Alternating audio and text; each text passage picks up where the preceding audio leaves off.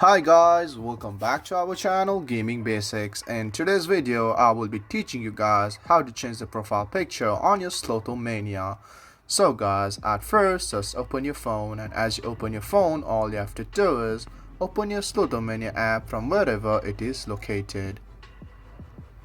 And as you open the app, you're in this home screen as I am, so just stay at this home screen and look at the left top corner for your profile picture and just click on there.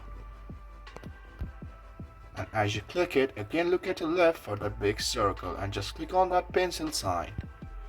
And as you click it, you can see the list of profile pictures that you want for yourself, and from here just select any of those that you like. So guys, that's how to change the profile picture on your Slotomania app. If you find our video helpful, please leave a like and please do not forget to subscribe our channel. Also hit the bell icon to get updates with our latest videos, and drop a comment for reviews and more content like this. I will see you guys again in our next video. Thank you for watching.